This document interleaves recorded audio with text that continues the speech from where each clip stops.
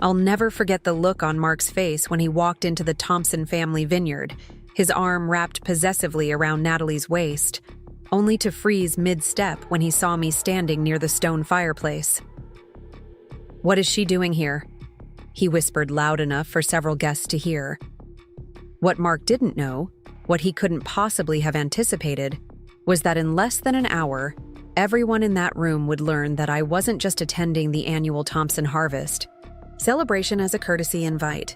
I was there to be introduced as the new majority owner of Northwest Ventures and its flagship company, Evergreen Innovations, the very company that had recently hired him. If you're joining this story for the first time, welcome. Pour yourself something warm and settle in. And if what happens next resonates with you, make sure you hit subscribe because tomorrow I'm sharing the unexpected aftermath that even I couldn't have predicted. The invitation to the Thompson family's annual harvest celebration arrived in my email on a Tuesday morning, 3 weeks after Mark had moved out of our Lake Oswego home. "All Northwest Ventures extended family welcome," the invitation read. A pointed reminder that despite personal complications, business relationships continued.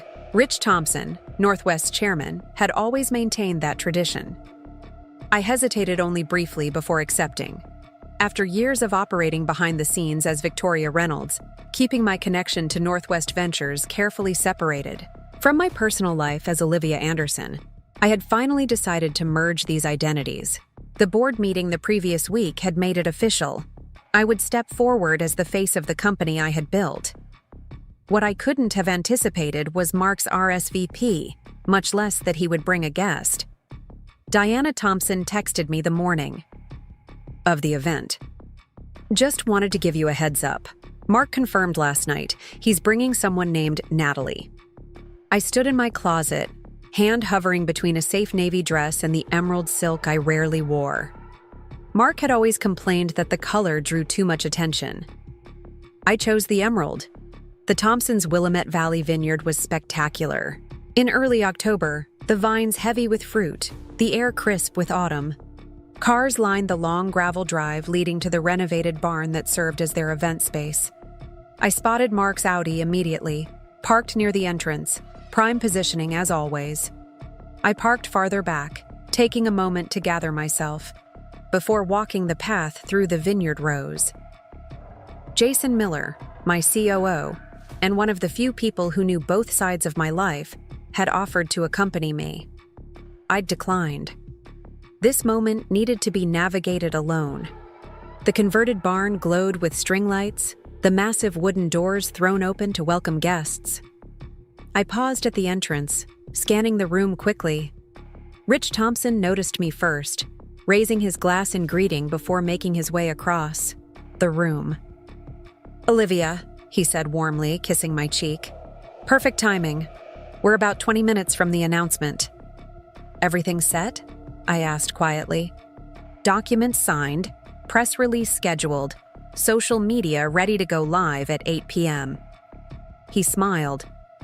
"After 5 years of keeping your role quiet, are you ready for this?" Before I could answer, the energy in the room shifted subtly. Rich's eyes flicked over my shoulder, his expression carefully neutral. "Heads up, 3 o'clock. I turned slightly to see Mark entering with a tall blonde woman. He was performing what I recognized as his important man at a networking event routine. Hand at the small of her back, head bent attentively to introduce her to key people. Smile calibrated to suggest both confidence and approachability. He spotted me mid-laugh and faltered visibly, surprise and annoyance crossing his face before he recovered. The woman, Natalie, followed his gaze, her eyes widening slightly in recognition. She leaned in to whisper something, and Mark's posture stiffened. "What is she doing here?" he said, not nearly as quietly as he probably intended. Rich straightened beside me. "I should greet them," he said, then squeezed my arm. 20 minutes. I nodded, turning toward the bar to give myself a moment. The bartender, one of Rich's nephews, handed me a glass of the vineyard's award-winning Pinot Noir. "Thanks." "Tyler," I said, grateful for the familiar face. "Big night," he replied with a knowing smile. Mom said you're finally coming out of the shadows. I took a sip of wine. Something like that. What Mark never understood, what he never bothered to ask about during our 8 years of marriage, was exactly what I did during the long hours when he assumed I was managing our home or attending what he dismissively called my eco-warrior meetings.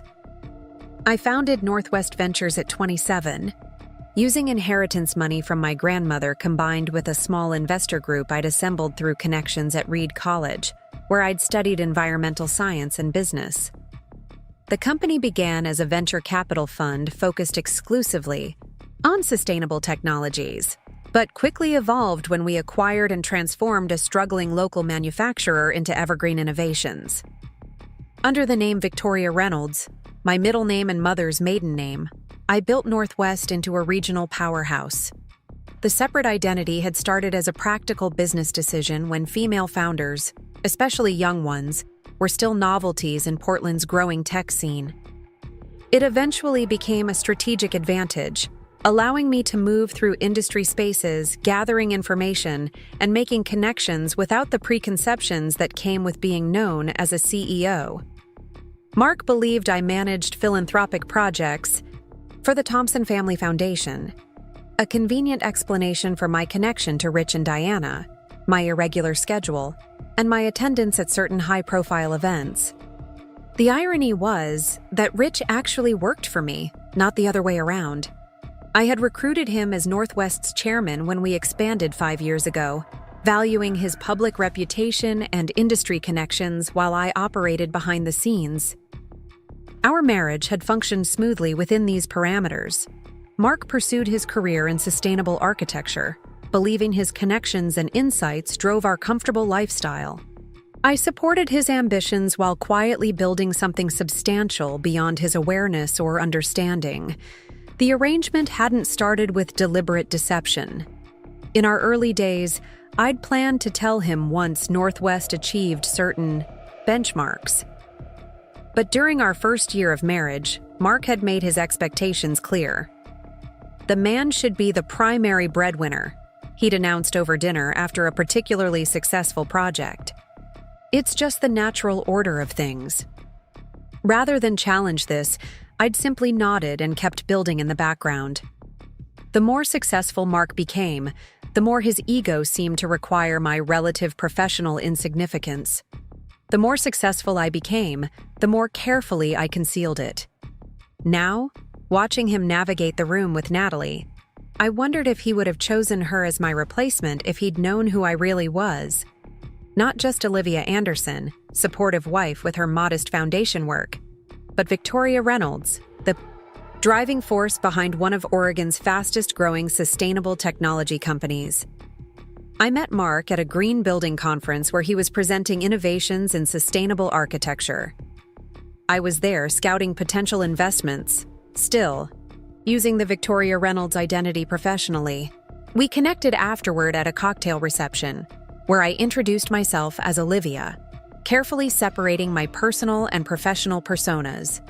Mark was charming, ambitious, and genuinely passionate about environmental design. His enthusiasm, when describing building systems that could reduce carbon footprints by 60%, was contagious. When he asked what I did, I gave him my standard social response. I work with the Thompson Family Foundation on sustainability initiatives. Technically true, though incomplete. The foundation was one of Northwest's early investors, and we collaborated on several environmental projects. Our courtship moved quickly. Mark saw in me someone who understood his field but didn't compete within it. I saw in him someone whose values aligned with mine, even if he didn't know the full extent of how I implemented those values professionally. The decision to maintain my separate identities after marriage wasn't made all at once. It evolved as I observed Mark's reactions to successful women in his professional circle. The architecture firm's marketing director who suggested improvements to his presentation was overstepping. The client who questioned his material choices was unnecessarily combative. His college classmate who started her own firm was sacrificing family possibilities for ambition. These comments accumulated like small warning flags. When I suggested taking on consulting work related to sustainable investment during our first year of marriage, his response was immediate disapproval. "Why would you need that?" he asked, genuinely perplexed. "My career is taking off. Focus on making our home life amazing, support my networking needs, and we'll be set." So I smiled and agreed, while continuing to build Northwest Ventures into something substantial. I set up a home office with enhanced security for foundation work, took calls during hours when Mark was at his firm, and scheduled major meetings on days he traveled for projects. The foundation explanation covered my relationship with the Thompsons, my attendance at certain industry events, and my irregular hours. If Mark noticed inconsistencies, he never questioned them.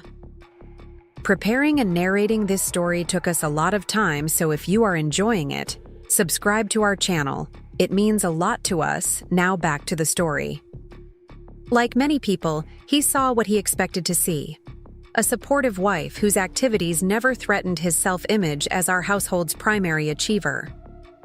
For 7 years, this arrangement functioned within carefully managed boundaries. I built my company. He built his career. I celebrated his achievements genuinely. He remained unaware of mine. I moved through 2 distinct worlds with different names, different wardrobes, even slightly different mannerisms. Olivia more accommodating and relaxed, Victoria more decisive and direct. The system worked until it didn't. Until Mark's architectural firm lost a major client and his career trajectory stalled. His frustration found targets everywhere, particularly in our marriage. Suddenly, the supportive wife he had valued became lacking ambition and not understanding the demands of real achievement. The woman who had once perfectly complemented his self-image now detracted from it. I watched the shift happen, recognizing it as the beginning of the end. "Did you know she would be here?" Natalie's poorly whispered question carried across the small group where Mark was holding court, describing Summit Technologies' innovative approach to carbon-neutral office spaces. He glanced in my direction, irritation flickering across his features. "Foundation courtesy invite," he replied dismissively. "The Thompsons feel obligated since she did some minor project management for them." I suppressed a smile, pretending to study the vineyard photographs on the wall.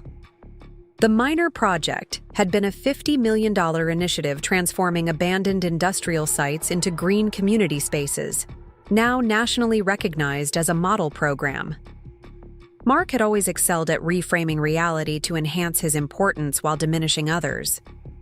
Throughout our marriage, he'd referred to my work as Liv's little foundation projects when speaking to his colleagues, positioning himself as the generous husband supporting his wife's modest professional interests. He'd never bothered to investigate what these little projects actually entailed, never questioned how my foundation position provided the connections that seemed to magically open doors for him throughout his career. He'd happily leveraged these connections while maintaining the fiction that they stemmed from his own professional excellence. "So she works for the Thompsons?" Natalie asked, her gaze evaluating me with new interest. "Loosely affiliated," Mark answered with the vague wave he used when minimizing topics. "Nothing particularly demanding. Rich's wife runs a family foundation, and Olivia helps coordinate some of their environmental grants, mostly arranges luncheons and fundraisers." Diana Thompson, who had approached from behind them in time to hear this characterization, raised an eyebrow but said nothing, meeting my eyes across the room with a small shake of her head. This dismissive assessment of my work wasn't new. Mark had constructed a narrative about our respective professional contributions that required my accomplishments to remain modest and unthreatening. The foundation story had served this narrative perfectly, important enough to explain certain connections but not significant enough to challenge his position as the achievement-oriented partner. What Mark couldn't know without reevaluating 8 years of marriage, was that his recent position at Summit Technologies had materialized through channels I had influenced. Summit had received early-stage funding from Northwest Ventures 3 years ago. Their CEO was a close professional ally who had reached out when looking for someone with Mark's specific expertise in sustainable building design. Mark believed he had been recruited based solely on his reputation and portfolio. In reality, I had identified Summit as a good fit for his skills when it became clear his previous firm was stalling his advancement. I hadn't created the position or demanded his hiring. His qualifications were genuine, but I had ensured his resume received proper consideration. "She looks good," Natalie commented, studying me. "Different than I expected from your description." Mark frowned slightly. "She always overdresses for these industry events, trying too hard to fit in." The emerald silk dress, which I'd purchased in Milan while closing an international partnership for Northwest, suddenly felt like armor against his diminishment. In our last months together, Mark's subtle undermining had become more pronounced as his own professional frustrations mounted. My lack of real career ambition had transformed from an asset to a liability in his narrative. What he couldn't see, what he had never seen, was that his wife had built something substantial while he wasn't looking. In less than 15 minutes, that blindness would be irrevocably corrected. 5 minutes, Jason murmured, appearing at my elbow with practice timing. As my COO, he had perfected the art of the strategic entrance. "Everything ready?" I asked, keeping my voice low. "Press release scheduled, social announcement prepared, board members briefed." He glanced toward Mark, who was now engaged in animated conversation with Summit's CEO. "Does he have any idea?" "None whatsoever." Jason had always found my separate identities both impressive and somewhat baffling. "I couldn't do it," he'd told me once. "Living essentially 2 different lives, keeping them completely separate. The compartmentalization alone would exhaust me." It had been exhausting, more than I'd admitted even to myself until recently. The mental energy required to maintain distinct personas, to constantly filter information and modulate behavior depending on which identity I was embodying, it had created a persistent background drain I'd only recognized when making the decision to integrate these separate selves. "Having second thoughts?" Jason asked, noting my silence. I watched as Mark laughed at something Natalie whispered, his hand resting possessively at her waist in exactly the way it had once rested at mine. The programmed charm, the calculated social performance, I recognized every gesture, every expression from 8 years of marriage. "No," I said firmly. "No second thoughts. It's time." Rich Thompson moved to the small raised platform at the end of the barn, tapping a knife against his wineglass for attention. The room gradually quieted, faces turning expectantly toward him. "Friends and colleagues," he began warmly, "thank you for joining our annual harvest celebration. For 15 years, we've gathered here to mark another season of growth, both for our vines and for our business community."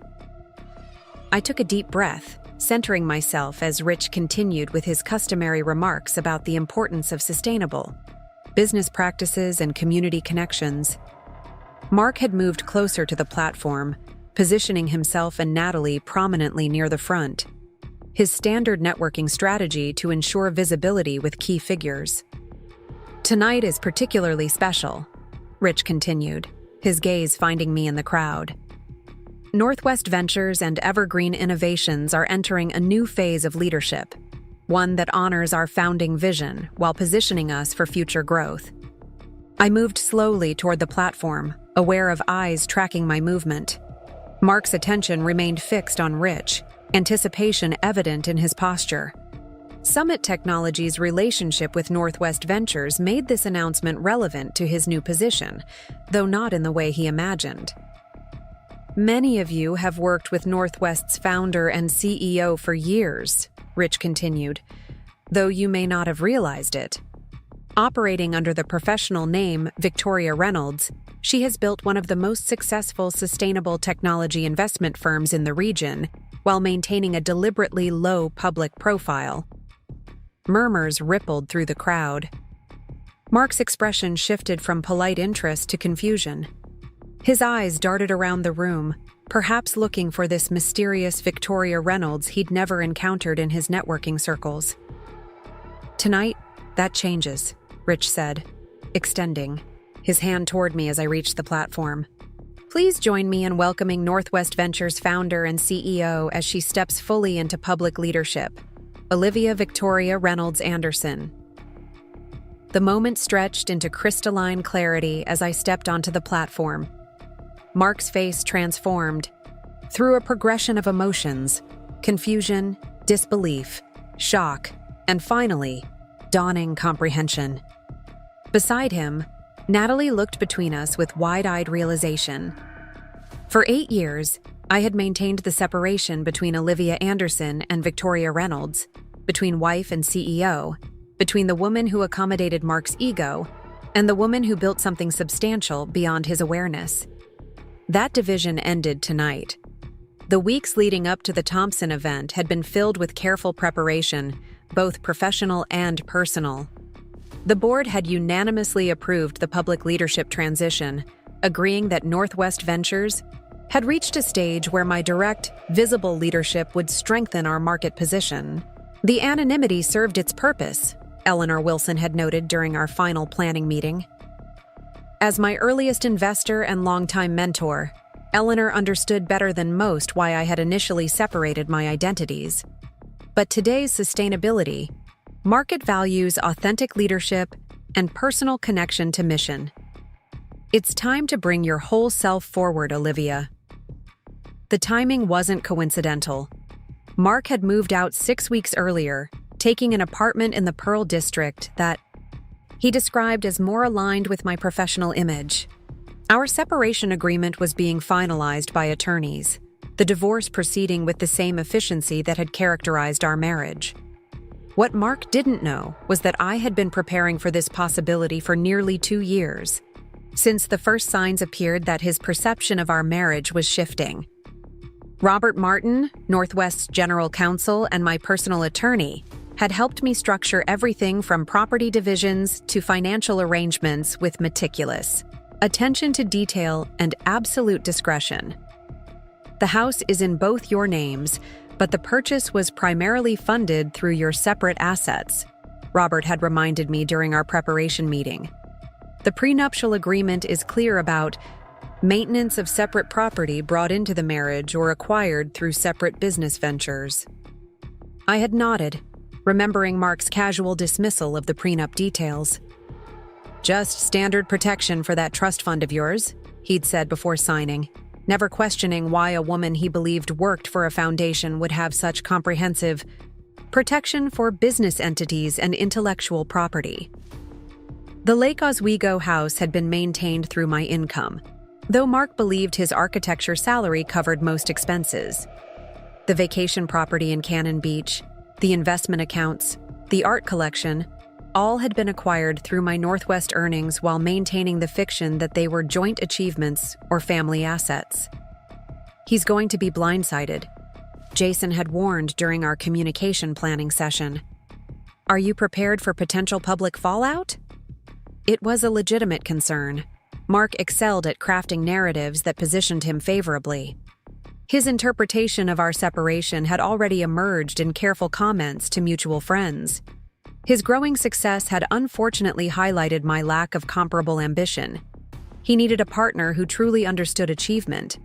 The separation was amicable but necessary for his continued professional growth. "I'm prepared," I had assured Jason. The announcement focuses entirely on Northwest's evolution and future direction. My personal situation isn't mentioned. The press release had been crafted with careful precision, the social media announcement scheduled, key clients and partners personally briefed.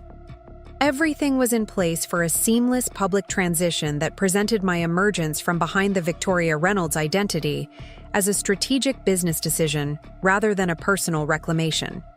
What couldn't be planned was Mark's reaction when he discovered that the wife he had discarded as insufficiently ambitious had actually been building something far more substantial than his own career achievements, and that his new position at Summit Technologies effectively placed him within my company's extended investment portfolio.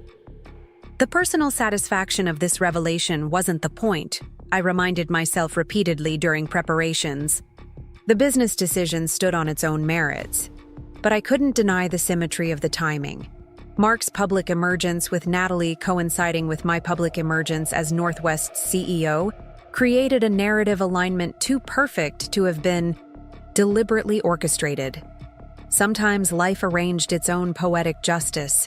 2 days before the Thompson event, I encountered Mark unexpectedly at Elemental, a downtown coffee shop popular with Portland's sustainable business community. I had just finished a meeting with Sophia when I spotted him at a corner table, reviewing documents with Summit's marketing director. It was our first face-to-face meeting since he had moved out, though attorneys had been exchanging separation terms for weeks. I considered leaving without acknowledgement, but Sophia had already noticed them. "Isn't that Mark?" she asked, her voice carefully neutral. "Yes," I confirmed. "With Summit's marketing team, it appears. Want to avoid them? We can use the side exit." I hesitated, then made a decision. "No, actually, this is a good opportunity." I approached their table with professional composure, nothing in my demeanor suggesting personal history or emotional complication. "Hello, Mark," I said pleasantly. "Working on the Davidson project?" He looked up, surprise flickering across his face before settling into careful neutrality. "Olivia." "Yes, actually. How did you know about Davidson?" Summit's marketing director, Katie Williams, according to her conference badge, looked between us with polite curiosity. "Rich Thompson mentioned it," I said smoothly. "Significant sustainability benchmarks, from what I understand." Mark straightened, slightly professional interest overriding personal discomfort. "It's actually revolutionary. We're implementing carbon capture technology that could transform commercial building standards." He gestured to the empty chair. "Join us? I'd be interested in the foundation's perspective." The invitation surprised me. Mark had been carefully avoiding direct contact since moving out, but professional advancement had always trumped personal complications in his hierarchy of priorities. "Thank you, but I have another appointment," I replied. "I just wanted to say hello." I turned to Katie, extending my hand. "Olivia Anderson. I work with the Thompson Family Foundation on sustainability initiatives." Understanding dawned in her eyes. "Mark's wife," she said, then immediately looked uncomfortable. "I mean, ex-wife, technically," Mark interjected smoothly. "We're finalizing the separation." "Soon-to-be ex-wife," I corrected with a professional smile. "And yes, Mark and I were married for 8 years. Katie nodded, clearly searching for neutral conversational ground. "The foundation does amazing work. Are you involved with the Riverfront Renewal Project?" "Closely," I confirmed. "It's one of our flagship initiatives." Mark glanced at his watch with practiced casualness. "We should probably get back to the presentation planning, Katie. The executive team needs those materials by 5. I recognized the dismissal strategy. Mark had always excelled at controlling exits when conversations didn't center him properly. "Of course. Good seeing you both." As I turned to leave, Katie spoke up again. "Actually, Ms. Anderson, would you be at the Thompson event tomorrow? I'd love to continue this conversation about the Riverfront project. Summit is exploring some potential involvement." Before I could respond, Mark interjected. "The Thompson event is primarily for investment partners, Katie. The foundation connection is more peripheral." I met his gaze directly, something subtle shifting in my demeanor. "Actually, I'll definitely be there. Rich has something important planned for the evening." Katie smiled. "Wonderful. I'll look forward to connecting." Mark's expression flickered, with momentary confusion before settling back into polite disinterest. "Olivia has always been close with the Thompsons. Family-friend connections. Something like that, I agreed mildly. See you tomorrow evening. Walking away, I felt a strange sense of liberation. This brief interaction had confirmed what I needed to know. Mark remained entirely unaware of my professional reality, still operating within the narrative he had constructed about our relationship and relative achievements. Tomorrow would permanently disrupt that narrative. The morning of the Thompson event dawned clear and crisp, sunlight filtering through autumn leaves outside my Lake Oswego home. I sat on the deck overlooking the water, coffee warming my hands, mentally preparing for the evening ahead. Eleanor called just after 8, her timing impeccable as always. "Today's the day," she said without preamble. "How are you feeling?" "Centered," I replied after a moment's consideration. "Ready." "Good. The business aspects are fully prepared. I'm calling about the personal ones." Eleanor had been the first to identify the deeper implications of my separate identities. "It's not just a business strategy anymore, Olivia," she had observed years earlier. "It's become a life compartmentalization that's limiting you in both spheres." Now her concern was characteristic. Seeing Mark with someone new in this particular context, that adds complexity to an already significant transition. "I've had 6 weeks to process the separation," I reminded her. "Processing? A separation is different from witnessing a replacement," Eleanor noted gently, "especially when combined with revealing a truth he never recognized during your marriage." She wasn't wrong. Despite the emotional distance that had grown between us in recent years, despite the clarity that our marriage had been built on fundamental misperceptions, there remained an unavoidable emotional dimension to tonight's revelation. "I'm not doing this to hurt him," I said after a pause. "The business decision stands independently. The timing is coincidental." "Of course," Eleanor agreed.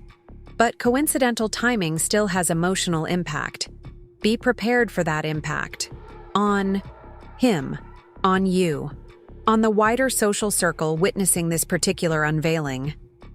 After Eleanor's call, I moved through final preparations with methodical focus. Sophia confirmed the press materials were ready. Jason reported that Summit's CEO had been discreetly briefed, ensuring he could manage the potential leadership challenges if Mark reacted unprofessionally. By late afternoon, everything was in place professionally. I stood in my closet, considering the evening's wardrobe with unusual deliberation. For years, I had maintained distinct aesthetics for Olivia and Victoria, the former favoring understated elegance that complemented Mark without outshining him, the latter projecting confident authority through more distinctive styling. Tonight marked the integration of these separated selves. The emerald silk dress represented that integration, bold enough for Victoria's public emergence, personally significant as something Mark had always discouraged Olivia from wearing. As I fastened my grandmother's pendant necklace, the same grandmother whose inheritance had funded Northwest's founding, my phone chimed with a text from Diana Thompson. "Mark confirmed. Guest named Natalie Price. LinkedIn says she's Summit's new PR director." Of course, Mark had always been strategic about relationships, personally and professionally. Natalie represented both a romantic upgrade and a career advancement opportunity. Summit's PR director could enhance his visibility within the company and industry. I responded simply, "Thanks for the heads up. See you soon." Standing before the mirror, I studied my reflection, not as Olivia or Victoria, but as the integrated person I had always been beneath these carefully constructed identities. For years, I had modulated myself to accommodate Mark's need to feel professionally superior, to be the primary achiever in our relationship. That accommodation had required increasingly complicated compartmentalization as Northwest grew. Tonight, that compartmentalization would end. Whatever happened with Mark, whatever personal and professional adjustments followed this revelation, I would move forward as my complete self, not divided between identities created for others' comfort or strategic advantage. Diana texted again, "Car service waiting whenever you're ready." I took one final look around the house Mark and I had shared, noting how it already felt like a former life. A beautiful, carefully decorated museum to a relationship built on partial truths and strategic omissions from both sides. It was time. The Thompson vineyard glowed under string lights as Rich concluded his introduction. A brief silence fell over the gathered crowd as I took my place beside him on the small platform. From this elevation, I could see the exact moment. Comprehension dawned on Mark's face. Confusion giving way to disbelief, then shock as the implications cascaded through his understanding. "Thank you, Rich," I began, my voice steady. "For those who have known me as Victoria Reynolds, nothing about Northwest Ventures' mission or operations is changing. We remain committed to advancing sustainable technologies that address environmental challenges while creating economic opportunity." My gaze moved across the familiar faces in the crowd, investors, partners, team members who had worked with me for years. Many looked unsurprised. They had been briefed in advance about this. Public integration of my identities. Others showed various degrees of startled recognition as they connected Victoria Reynolds, the business leader they respected, with Olivia Anderson, the woman they had met socially through the years. For those just learning about this transition, I continued, Northwest Ventures has deliberately operated with a management structure that kept its founder's identity selectively private. That approach served important purposes during our growth phase, but as we expand our market leadership, direct and transparent executive visibility better serves our mission and stakeholders. Mark remained frozen near the front of the crowd, Natalie glancing between us with growing comprehension. I could almost see him recalculating 8 years of marriage through this new lens, reevaluating countless conversations and situations with the revelation that his wife had been building something far more substantial than he had ever imagined. Over the coming weeks, you'll notice changes in our communications, leadership visibility, and public engagement. What won't change is our fundamental commitment to transforming environmental challenges into market opportunities. Northwest Ventures and Evergreen Innovations remain dedicated to the principles that have guided us from the beginning. I deliberately avoided direct eye contact with Mark during this portion, addressing the broader audience with professional focus. This was a business announcement, not a personal confrontation. The personal dimensions would inevitably follow, but the public moment belonged to Northwest's evolution.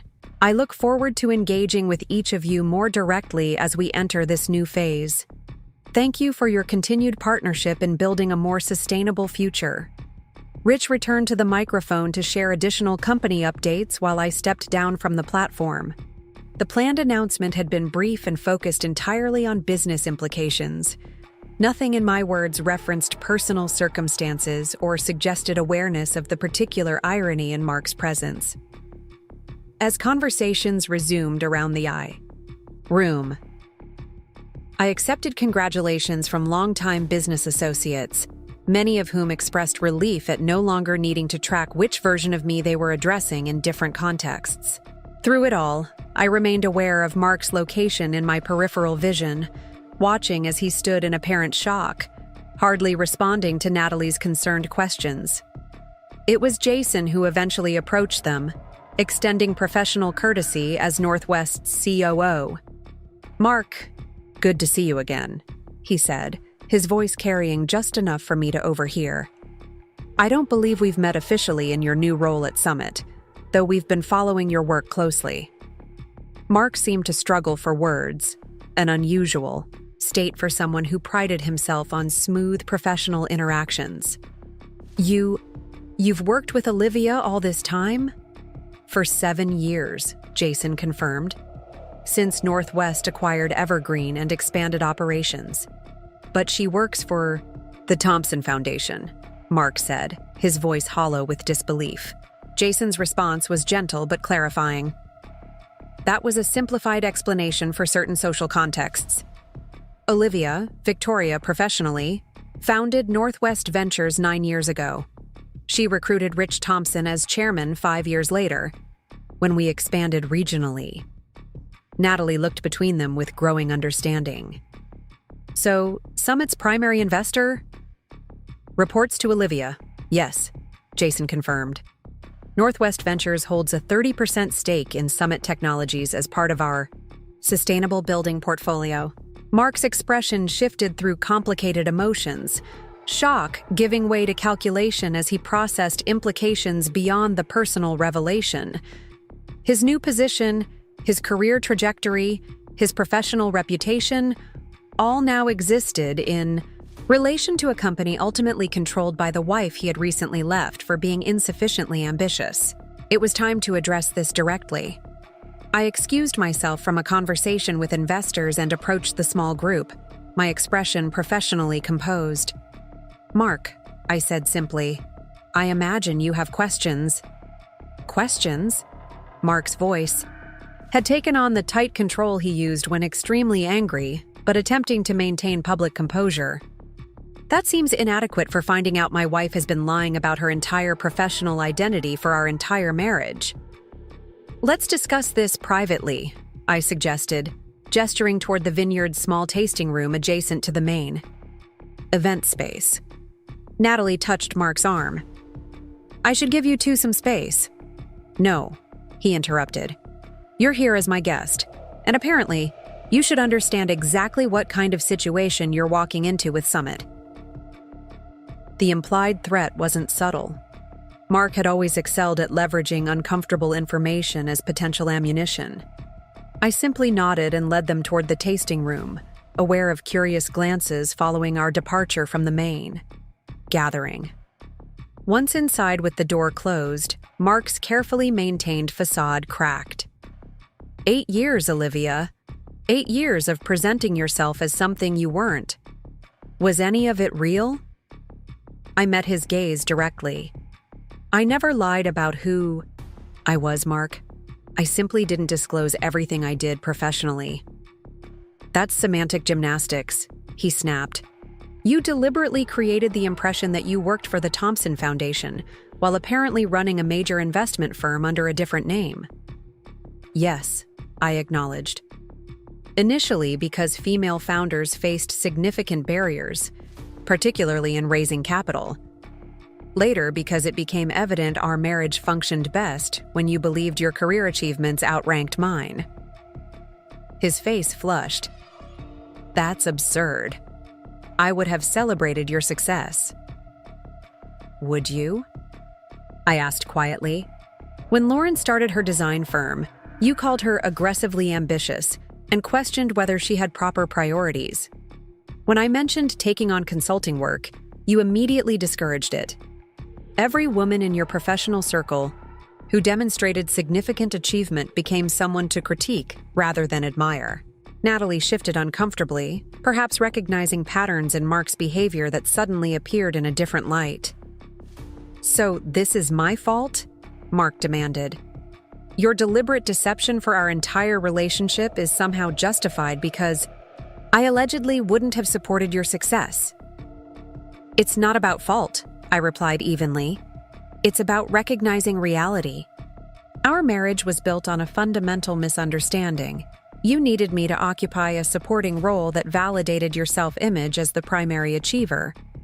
I accommodated that need while building something separate that didn't threaten your perception." Mark paced the small room, professional instincts visibly battling emotional reactions. "And Summit? Was that part of your manipulation too? Creating a position for me at a company you secretly controlled?" "Summit's CEO approached me when he was looking for someone with your expertise," I explained.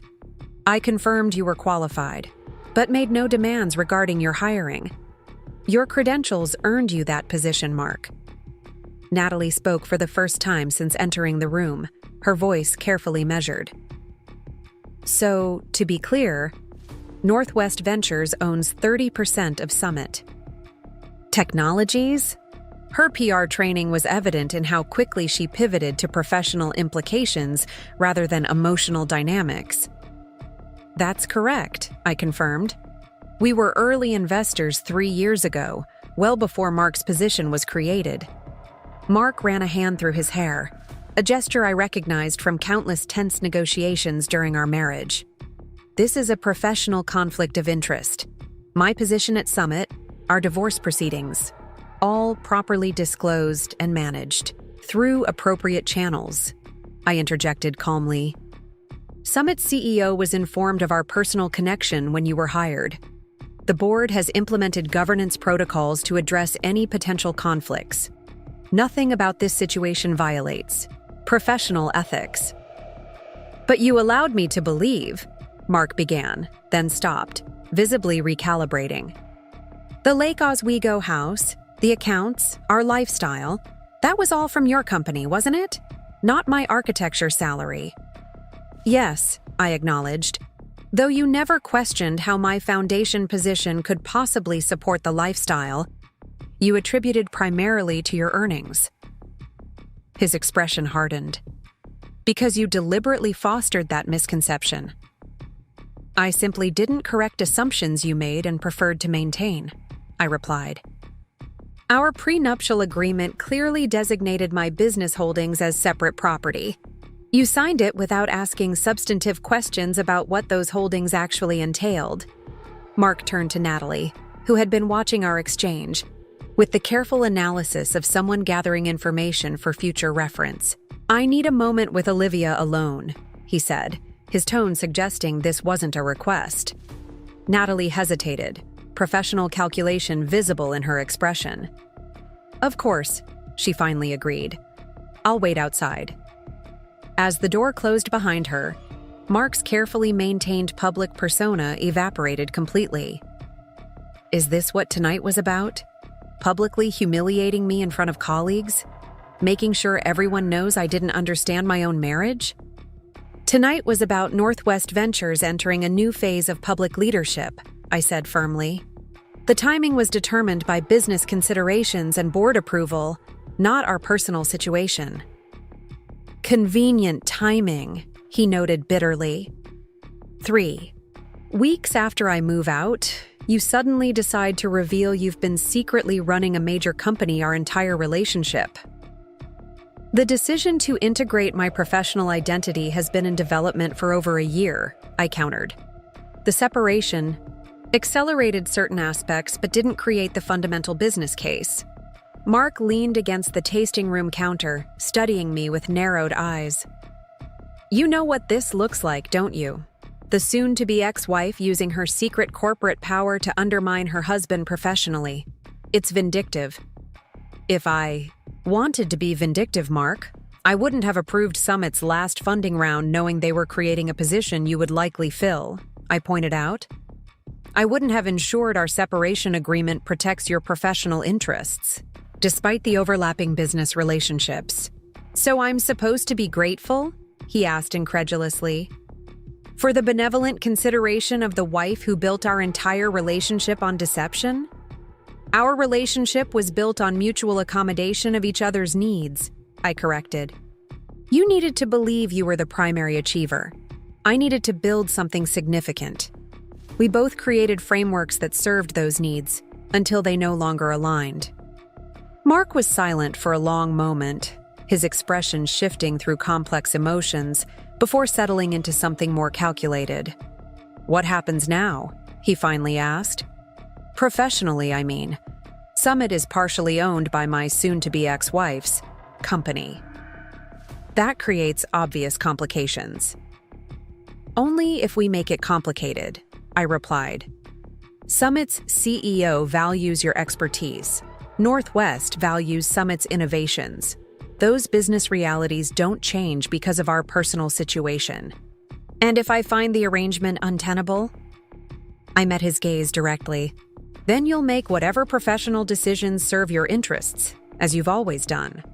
Northwest doesn't micromanage our portfolio company's hiring decisions. The calculated assessment in his expression was familiar. Mark evaluating. Options. Identifying leverage. Positioning for advantage. It was the same approach he had applied to countless professional and personal negotiations throughout our marriage.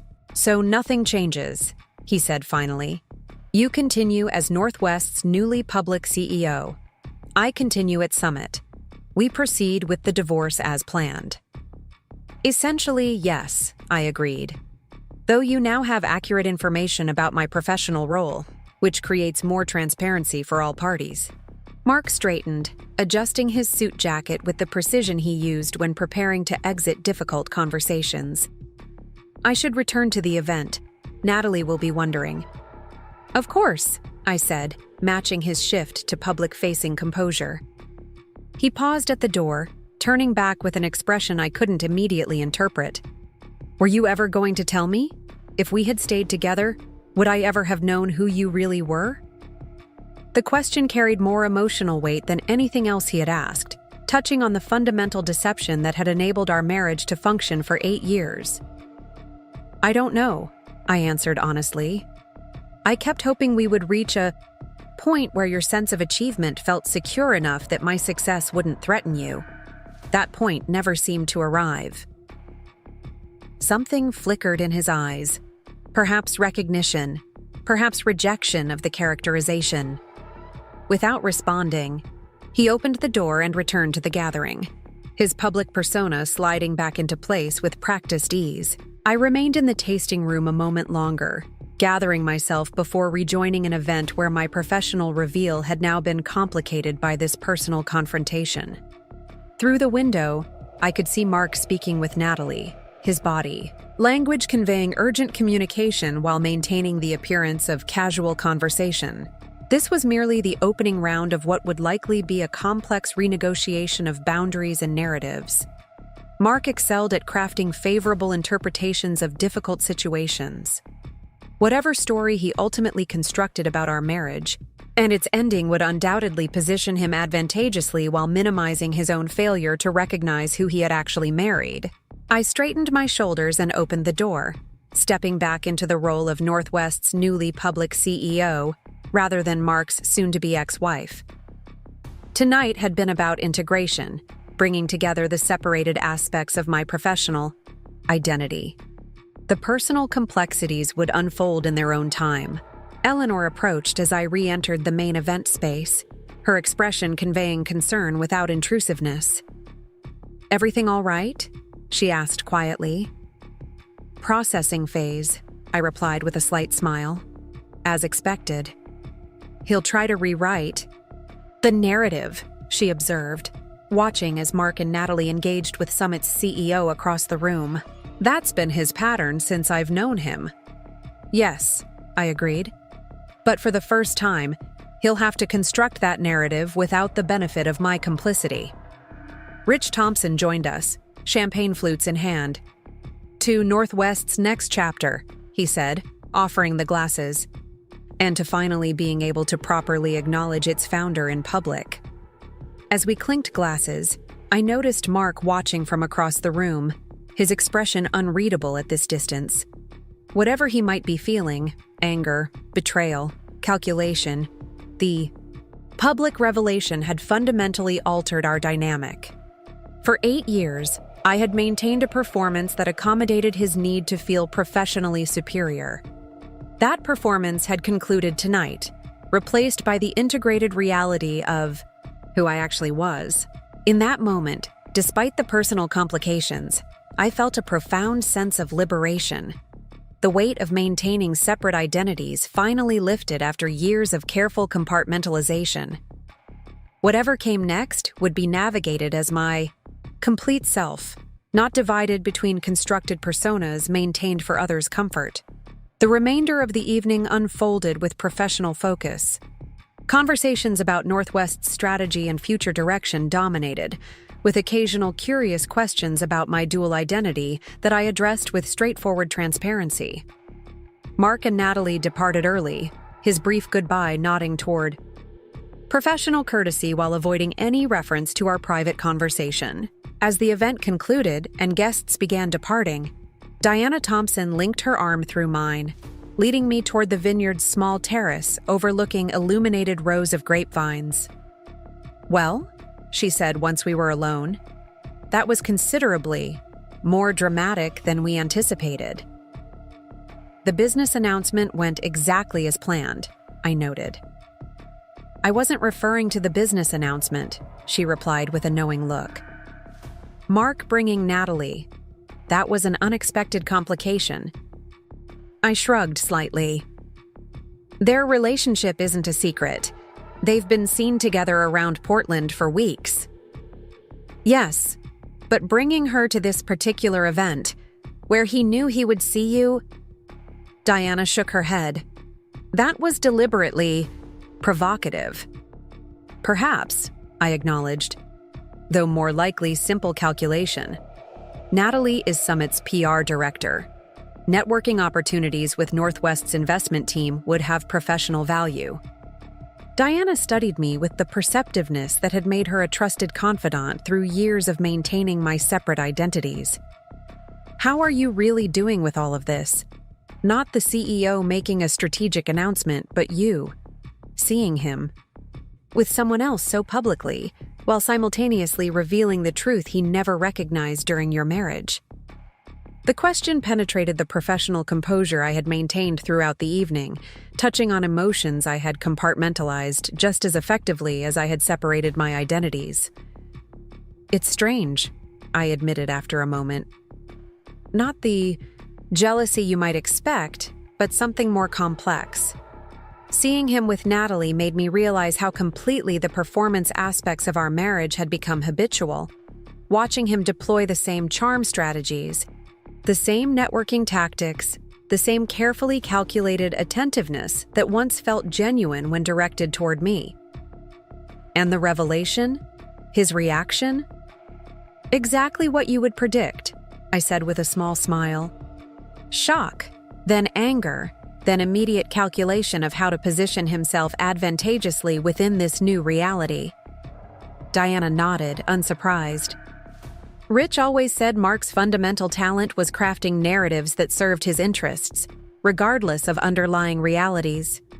A talent that served him well professionally, I acknowledged, and one I accommodated personally for 8 years by maintaining the fiction he needed. And now? I gazed across the darkened vineyard, considering the question. Now we both move forward with accurate information rather than comfortable fictions. Whether that makes things easier or harder remains to be seen. Diana squeezed my arm gently. For what it's worth, those of us who've known both Olivia and Victoria have always seen them as aspects of the same exceptional person. The integration seems natural to those who truly know you. Her words carried the simple reassurance of long friendship, acknowledgement that the separated identities had always been a strategic construct rather than authentic division. To those closest to me, the integration represented not transformation, but recognition of what had always been. True. Later that night, returning to the Lake Oswego house that had once been the setting for my carefully maintained performance as Mark's wife, I found myself moving through rooms with new awareness. Spaces once arranged to accommodate his preferences, artwork selected to complement his professional image, furnishings chosen to create the narrative of successful corporate couple, all now revealed as elements of an elaborate production we had both participated in creating. My phone chimed with a message from Jason. Media coverage looking positive, business focus, minimal personal angles so far. I responded with simple acknowledgement, knowing the personal dimensions would eventually emerge despite our careful focus on business implications. Portland's professional community thrived on such interconnections, and the story of Northwest's founder being married to a Summit executive while operating under a separate professional identity would inevitably circulate. What mattered was not preventing that circulation, but ensuring the business fundamentals remained the primary focus. Northwest's strategic evolution, not its CEO's personal complications, would drive long-term perceptions. As I prepared for bed, another message arrived, from Mark this time, sent from his new downtown apartment. We should discuss Summit's next board presentation. Your revelation changes the strategic approach. Breakfast tomorrow, Riverside Cafe, 8 a.m.? The request was characteristic in its immediate pivot to professional leverage. seeking to establish new terms of engagement that positioned him advantageously within the reality he had only just discovered. Mark had always excelled at rapid adaptation when conditions shifted, recalibrating his approach to maintain maximum advantage regardless of circumstance. I considered declining, establishing clearer separation between our professional and personal interactions. But the request itself acknowledged the new reality. He was addressing me as Northwest's CEO rather than his soon-to-be ex-wife, recognizing the actual power dynamic that had existed unacknowledged throughout our relationship. "Confirmed," I replied simply. "See you at 8. The following morning dawned with unusual clarity, autumn sunlight illuminating changing leaves along the lake. I dressed with deliberate integration, the confident professionalism of Victoria Reynolds combined with the personal touches that had defined Olivia Anderson. No more separate wardrobes, separate behaviors, separate aspects of self carefully maintained in distinct contexts. The Riverside Cafe occupied prime territory along Portland's waterfront, its patio offering views of morning kayakers and the distinctive bridges spanning the Willamette. Mark had arrived early, securing a corner table with strategic positioning, visible enough for potential networking encounters, private enough for substantive conversation.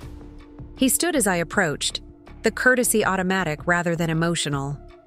"Thank you for meeting," he said, professional formality replacing the intimate familiarity that had characterized our interactions for 8 years. "Of course," I replied, taking the seat opposite him. "Summit's success remains important to Northwest's portfolio." Mark nodded, accepting the business framing without comment. He had always preferred defined parameters for difficult conversations, establishing clear boundaries around topics rather than allowing emotional complexities to intrude. Summit's board presentation next month includes significant material on the Davidson project, he began without preamble. My team has developed sustainability metrics that could transform commercial building standards industry-wide. I'm familiar with the general approach, I acknowledged. The carbon capture technology integration shows particular promise. Something flickered in his expression. Surprise that I actually understood the technical aspects, perhaps, or a recognition that I had been following his work more closely than he realized. Yes, the application methodology is what distinguishes our approach from competitors. For several minutes, our conversation maintained strictly professional focus, discussing Summit's innovation pipeline and market positioning with the detailed attention we might have given any business partnership. The surreal quality of this exchange, discussing complex sustainability technology with the man I had been married to for 8 years, who had never recognized my capabilities in this domain, wasn't lost on either of us, but remained carefully unacknowledged. Finally, as our coffee cups emptied, Mark set aside the business pretense that had facilitated this meeting.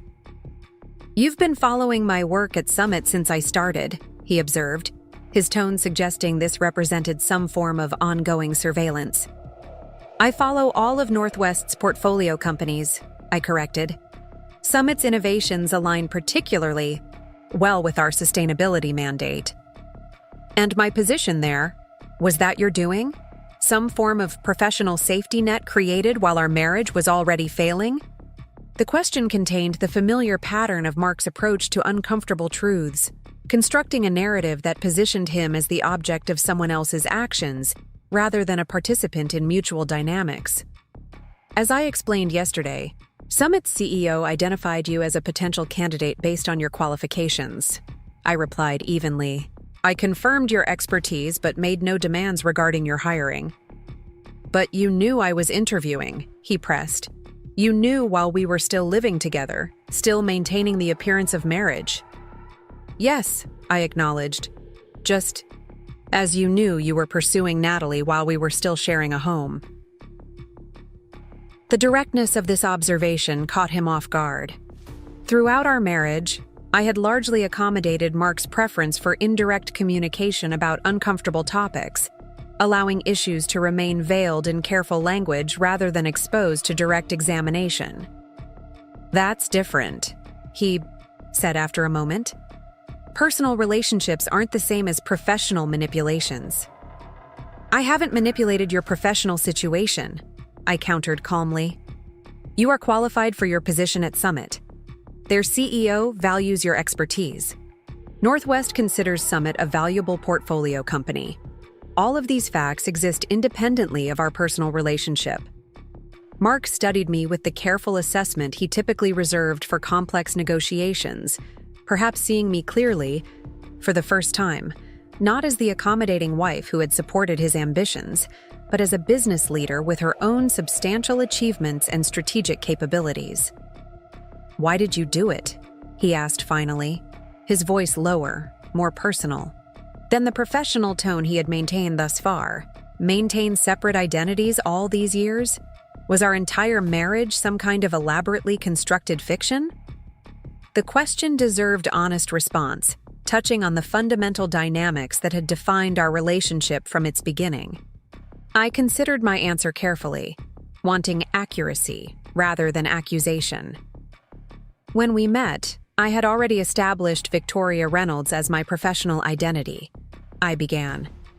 The separation started as protection against gender bias in fundraising and investment circles, but it served other purposes as our relationship developed. What purposes? He pressed when I paused. It became apparent early in our marriage that you needed me to occupy a supporting role, I continued. Your comments about women in your professional circle made it clear that you valued certain qualities in a partner: supportiveness, admiration, the absence of competitive achievement. When I suggested taking on consulting work, your immediate discouragement confirmed that pattern. Mark frowned. That was about work-life balance, not suppressing your ambitions. Was it? I asked, quietly. When Lauren started her design firm, you called her aggressively ambitious and questioned her priorities. When your colleague's wife completed her MBA and took an executive position, you described her as status-obsessed and predicted their marriage wouldn't last. These weren't isolated comments, Mark. They formed a consistent perspective on women who prioritized significant professional achievement.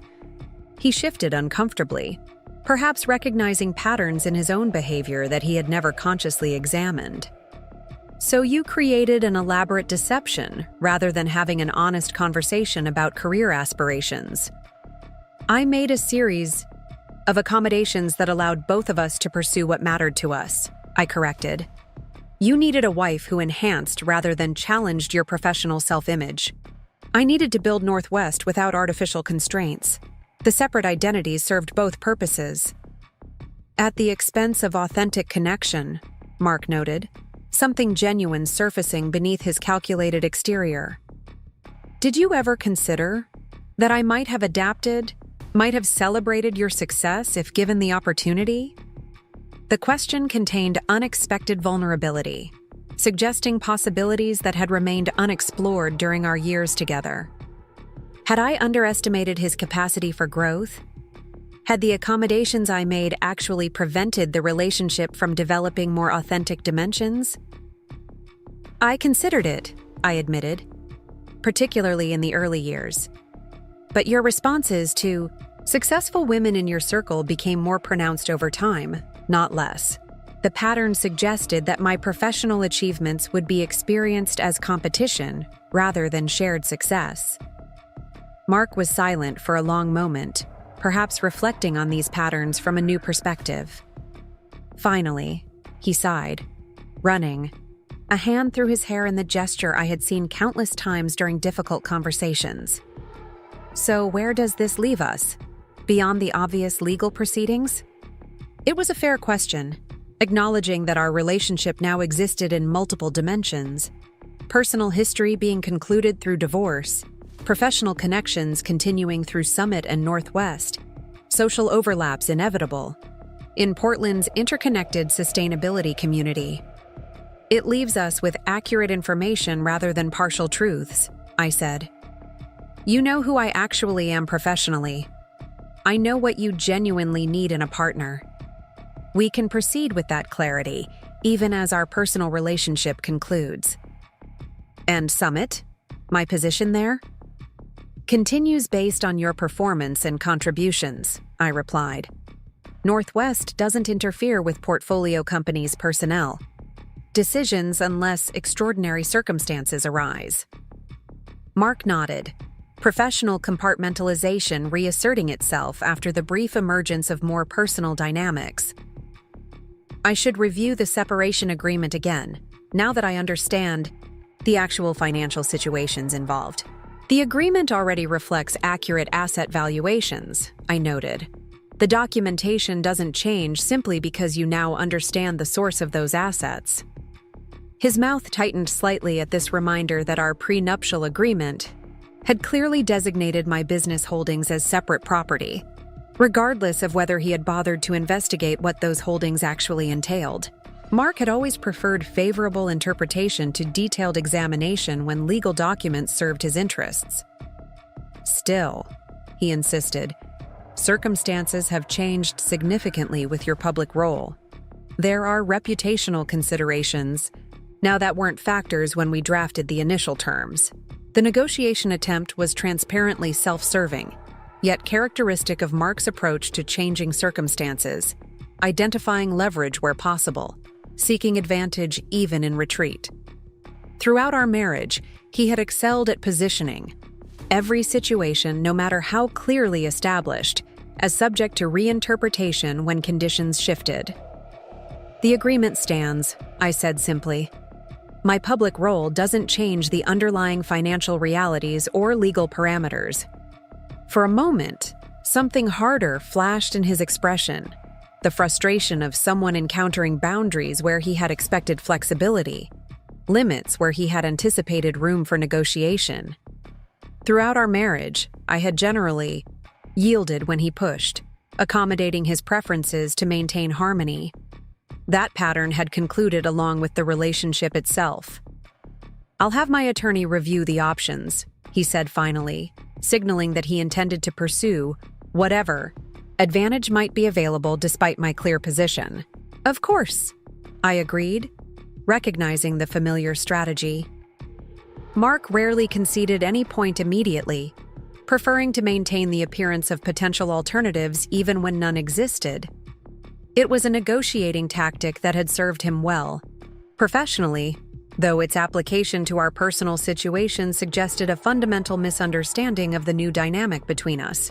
As we prepared to leave, Mark hesitated, something unresolved in his expression. Natalie asked me an interesting question last night, he said, his tone deliberately casual. She wondered if I ever really knew you at all, or just the version you constructed for my benefit. The observation carried more insight than I might have expected from someone who had known me only through Mark's characterization. What did you tell her? I said I was beginning to wonder the same thing myself, he admitted. 8 years. Of marriage to someone who maintained an entirely separate professional identity, it raises questions about what was genuine and what was performance. The implication stung despite its predictability. Mark positioning himself as victim of deception rather than participant in a mutually constructed arrangement. The person you lived with for 8 years was authentic, I replied evenly. My values, character, and fundamental nature were never fabricated. The only separation was in how I channeled my capabilities professionally. Mark nodded, though his expression suggested skepticism. I guess we all construct the narratives we need, he said, the philosophical generalization typical of his approach to uncomfortable personal truths. By expanding a specific issue into universal human experience, he could position his own behavior as simply part of broader patterns rather than individual choices. We parted with professional courtesy rather than personal connection. The habits of public composure overriding whatever complicated emotions might exist beneath the surface. Walking back along the riverfront toward my car, I found myself reflecting on the question Natalie had raised through Mark. Had he ever really known me? Had the separation of identities I maintained professionally created a fundamental inauthenticity in our relationship? The easy answer would be dismissal, attributing the question to Mark's attempt to position himself favorably in a situation that challenged his self-perception. But intellectual honesty required deeper consideration. By accommodating his need for a partner who enhanced rather than challenged his professional self-image, had I constructed a version of myself that prevented genuine connection? Perhaps the more accurate framing was that we had both participated in creating a relationship that served our respective needs for a time. Mark's need for admiration and support, my need for space to build something substantial without triggering his competitive insecurities. Neither of us had fully engaged with the other's complete reality, preferring instead versions that maintained comfortable dynamics.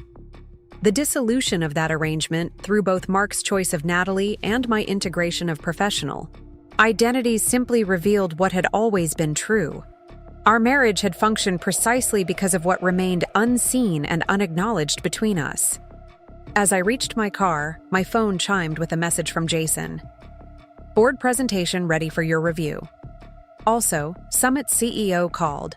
Wants to discuss recent developments and their implications for ongoing partnership. Available this afternoon?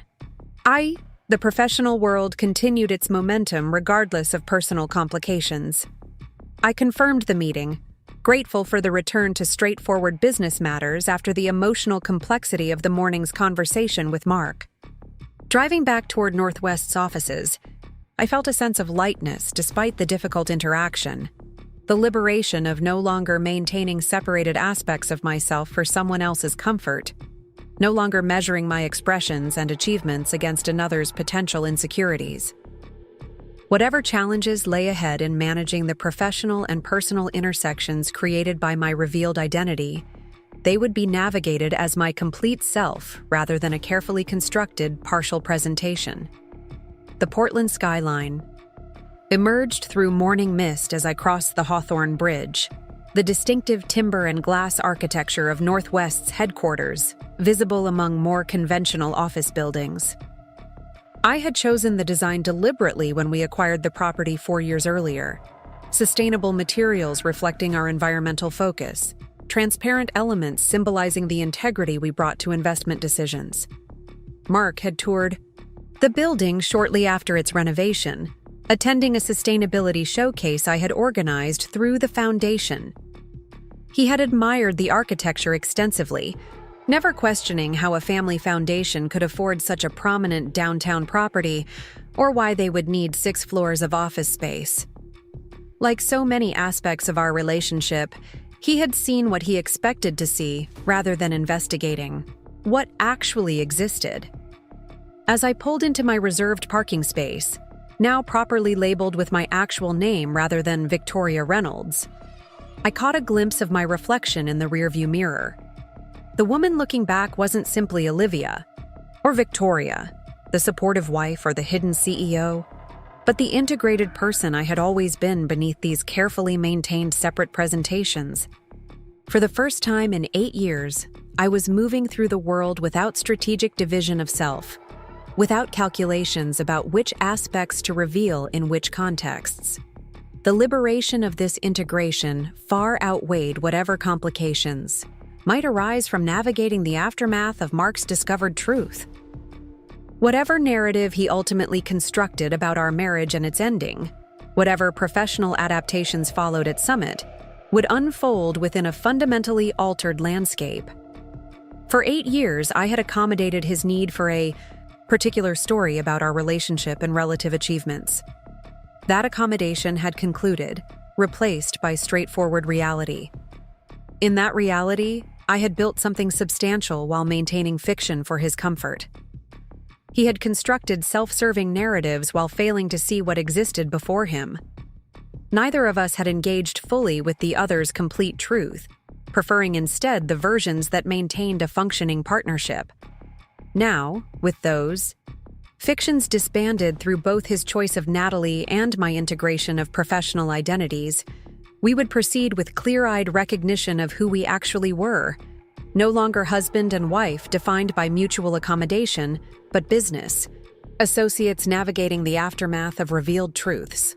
As I stepped into Northwest's lobby, greeted by staff who now addressed me by my actual name rather than my professional alias, I found myself looking forward rather than back, not to the relationship dissolved through mutual misunderstanding, but to the possibilities created by moving through the world as my complete, undivided self. 6 months after the Thompson vineyard revelation, Portland had transformed into spring bloom. Cherry blossoms lined the waterfront, outdoor cafes reopened along revitalized streets, and the mountains stood visible against clear skies with diminishing snowcaps. Northwest Ventures continued its market expansion under my integrated leadership, our sustainability investments performing strongly across sectors. The divorce had been finalized with surprising efficiency. Mark's attorney had made only token attempts to renegotiate terms before accepting the original agreement. Perhaps Mark realized the prenuptial protections were airtight, or perhaps he simply wanted to conclude our personal entanglement as quickly as possible. Either way, our 8-year marriage was dissolved with the same practical efficiency that had characterized much of our relationship. I kept the Lake Oswego house, though. I'd begun transforming it into a space that truly reflected me. The carefully curated artwork chosen to complement Mark's professional image had been replaced with pieces that spoke to my actual aesthetic preferences. His home office had become a reading sanctuary, filled with environmental science and economic texts I'd previously kept at my downtown apartment. The home theater he'd insisted on installing had been converted to a meditation space with expansive lake views. Each change reclaimed an environment that had once been carefully constructed around someone else's needs and expectations. Professional adjustments had proven more complex. Summit Technologies experienced internal turbulence following the revelation of my connection to Mark. Their CEO, Michael Chen, managed the situation admirably, neither favoring Mark nor distancing the company from Northwest's investment position. Mark maintained careful professional boundaries, our interactions occurring exclusively in structured business contexts. It was Jason who brought the news I'd been half expecting. "Mark's resigned from Summit," he said, appearing at my office door one Tuesday morning. "Accepted a position with Pacific Trailblazers. Senior Director, substantial equity package." Pacific was Summit's primary competitor in the sustainable building technology sector, and notably, not part of Northwest's investment portfolio. His move there would sever the awkward professional connection that had persisted since our separation. "Natalie's going with him," Jason added. "She submitted her resignation last week, effective immediately." Their coordinated departure was characteristically calculated. Mark finding the optimal exit that served his interests while creating a narrative of natural progression rather than retreat. Throughout our marriage, he had excelled at positioning adjustments as advancements, transforming potential complications into strategic advantages. Summit's innovation pipeline remains strong, I noted after brief consideration. One executive transition, even an important one, shouldn't significantly impact their market trajectory. "That's what I told their board," Jason agreed. "We're maintaining our investment position without adjustment." What remained unspoken was the personal dimension of this development. Mark and Natalie were making a coordinated move that created clean professional separation from Summit and, by extension, from Northwest and me. The calculated efficiency of this maneuver carried Mark's distinctive strategic signature, identifying optimal positioning while minimizing potential complications. Later that evening, I received a brief email from Mark sent to my personal rather than professional address. "Olivia, as a professional courtesy, I wanted to inform you directly that I have accepted a senior director position with Pacific Trailblazers effective next month.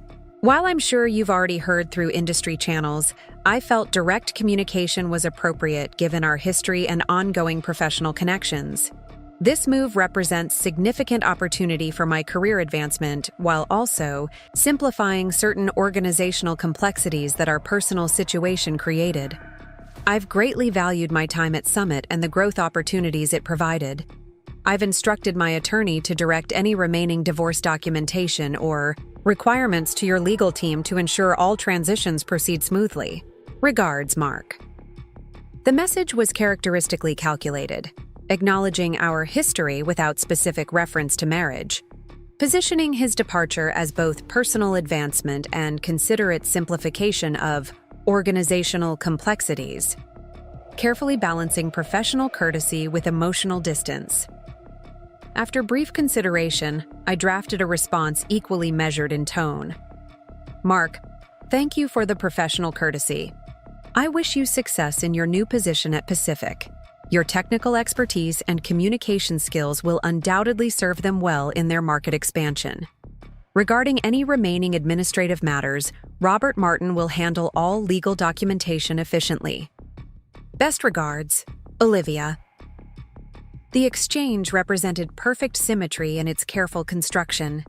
Professional acknowledgement without personal dimension, courteous recognition without emotional engagement. It was how we had begun, in many ways, at that Sustainable Building Conference 8 years earlier, two people engaging through carefully managed presentations of self, seeing in each other what served their respective needs and purposes. 3 weeks later, I found myself at an industry conference at Portland's Convention Center. The quarterly gathering had assembled leaders from across the sustainable technology landscape. As Northwest's CEO, I had delivered the opening keynote on investment patterns reshaping environmental innovation, receiving substantial audience engagement.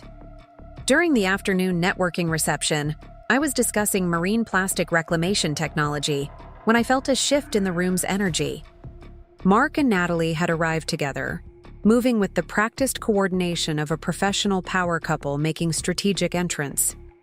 This marked our first encounter in a purely public professional setting since his departure from Summit.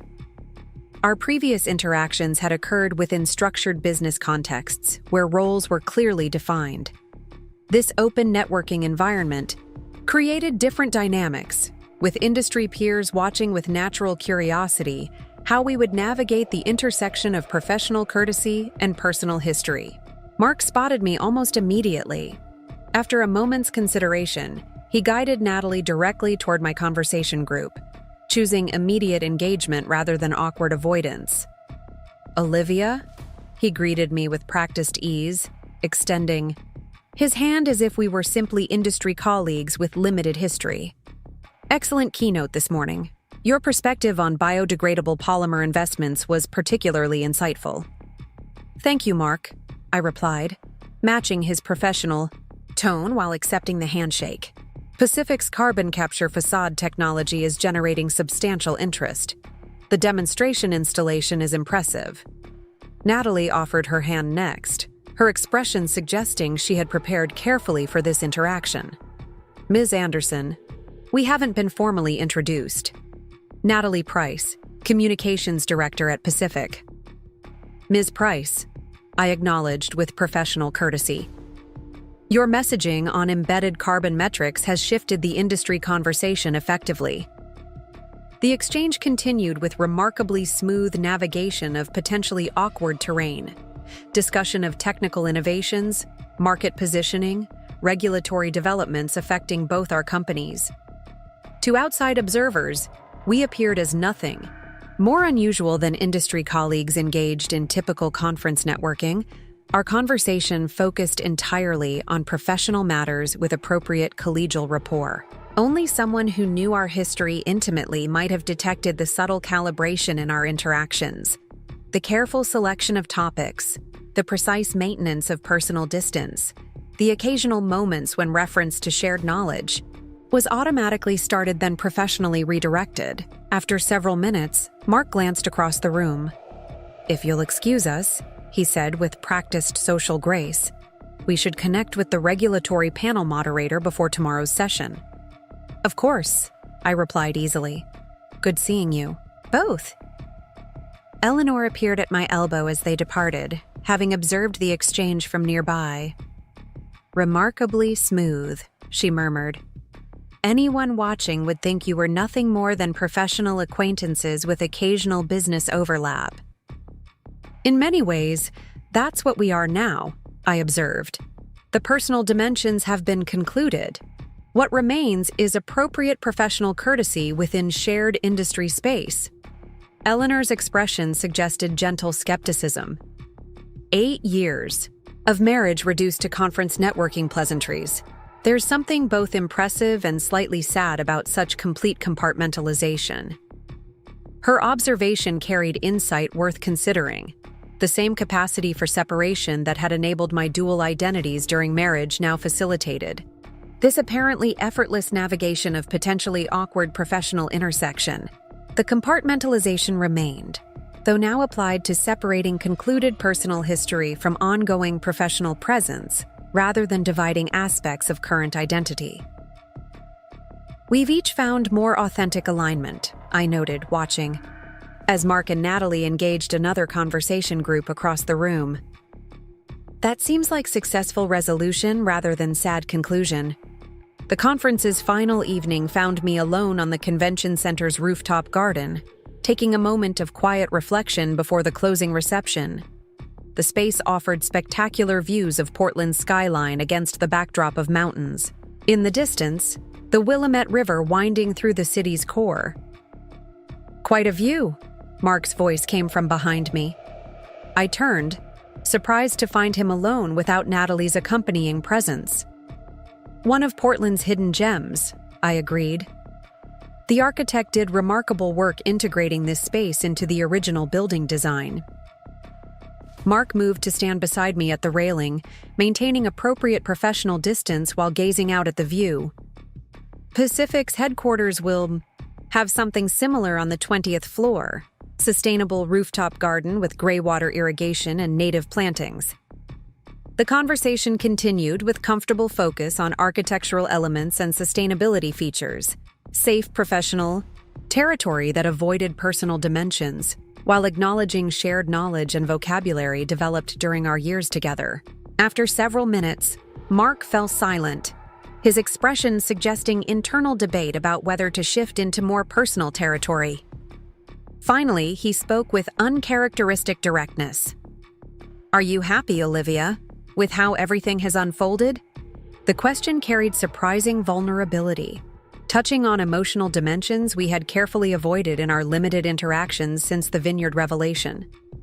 I considered my response thoughtfully, wanting genuine reflection rather than practiced positioning. "I'm integrated," I said finally, no longer maintaining separate identities or moderating aspects of myself to accommodate others' expectations. That integration brings clarity that feels like authentic alignment, even with the complications it initially created. Mark nodded slowly. The compartmentalization served its purpose for both of us, I suppose. Until it didn't.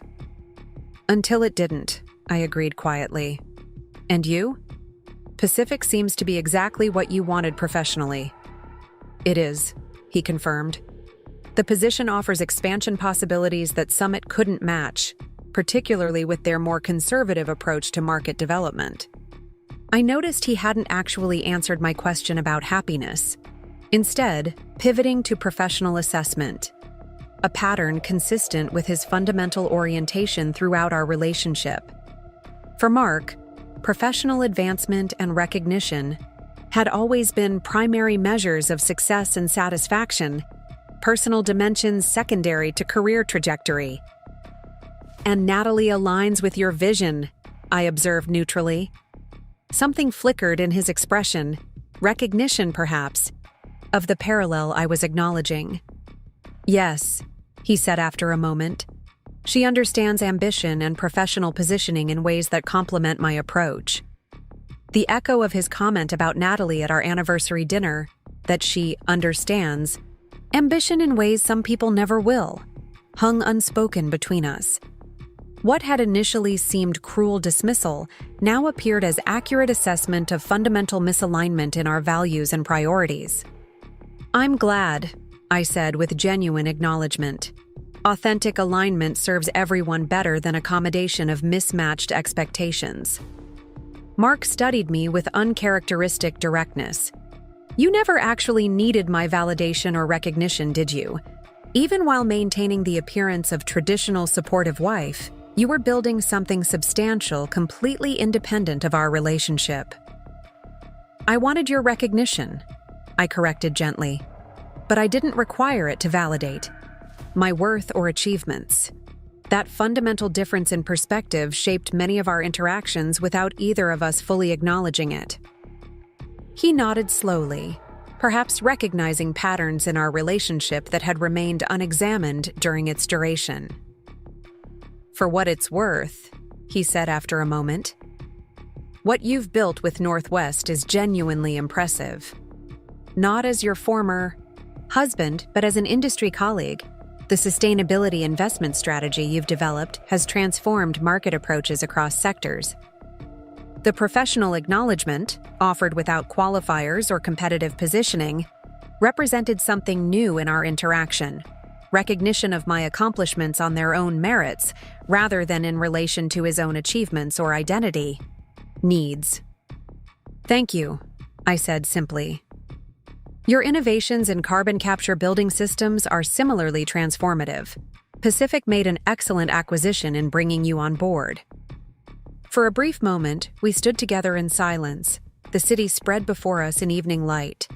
Not as former spouses navigating awkward personal history, but as industry colleagues acknowledging respective professional contributions with genuine respect. We should join the reception, Mark said finally, professional courtesy reasserting itself. As we descended toward the main floor where industry colleagues gathered for final networking connections, I found myself reflecting on the strange journey that had brought us to this moment of respectful professional acknowledgement after years of marital accommodation and hidden identity. What remained between us wasn't regret for relationship concluded or resentment for expectations unfulfilled, but simple recognition that we had each found pathways toward more authentic alignment. Mark through partnership with someone who genuinely shared his fundamental priorities, me through integration of previously separated aspects of self into cohesive whole. 1 year after the Thompson vineyard revelation, I stood at the window of Northwest's headquarters, watching Portland shimmer in summer heat. The company had expanded significantly, our integrated public leadership creating new partnership opportunities. Previously constrained by separate identity limitations, the personal transformation had been equally substantial. The reclamation of authentic self-expression, the liberation from accommodating others' expectations, the freedom to move through the world without strategic division of identity, these changes had created expanding ripples through all aspects of life beyond business leadership. The woman reflected in the window glass wasn't simply Olivia or Victoria, the supportive wife or the hidden CEO, but the integrated person I had always been beneath these carefully maintained separate presentations. Sometimes an ending is simply the beginning you never anticipated, the catalyst for becoming fully yourself after years of careful division. In discarding me for someone who better understood ambition, Mark had inadvertently freed me to embody it completely, without apology or diminishment. The story he thought he was concluding had actually been just beginning. And the woman he believed he was leaving behind had actually been stepping forward into her most authentic self, undivided, undiminished, and finally whole. Up next, you've got 2 more standout stories right on your screen. If this one hit the mark, you won't. Want to pass these up? Just click and check them out.